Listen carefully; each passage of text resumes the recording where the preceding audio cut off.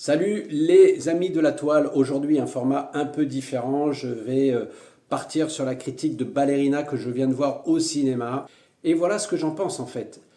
Alors c'est ça un blockbuster de l'année et de l'été 2025. Je m'attendais pas à grand chose. Eh bien je suis servi parce que ce film c'est le vide sidéral. Il n'y a rien dans ce film, il n'y a pas de scénario. On ne peut pas s'attacher aux personnages, c'est impossible. Parce qu'ils arrivent là et puis tout de suite ils sont balancés dans l'action.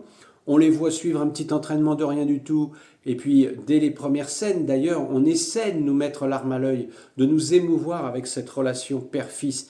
Mais hé, les gars, il faut plus de 5 minutes dans un film pour créer ce genre de sentiment. Ou alors, il faut être très très bon. Ce qui n'est pas le cas ici.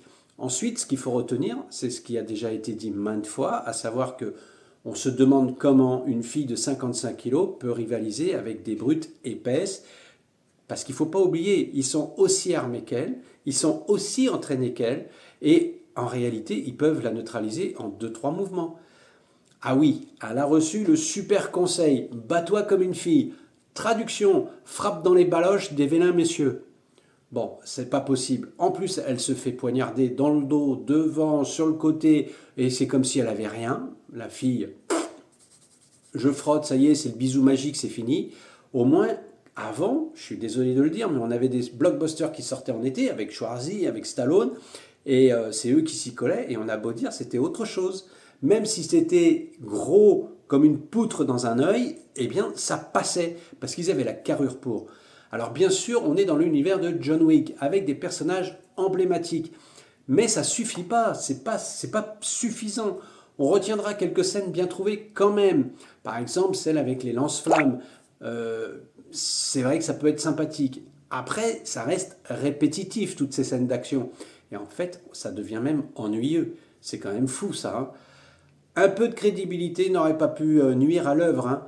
Et je ne vous parle pas du final, assez gros texte. Pauvre Gabriel Byrne, qui, soi-disant, est le grand Manitou, donc il aurait pu simplement shooter cette jeune demoiselle. Il se le prive, il fait un discours à n'en plus finir.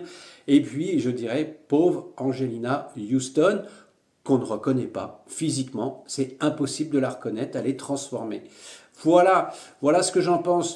Donc, écoutez, c'est une séance, on était deux dans la salle, extraordinaire, mais sinon c'était pathétique. Voilà. Sur ce, écoutez, je vous dis pas à vos lecteurs et bon film, mais je vous dis à très bientôt. Ciao, ciao.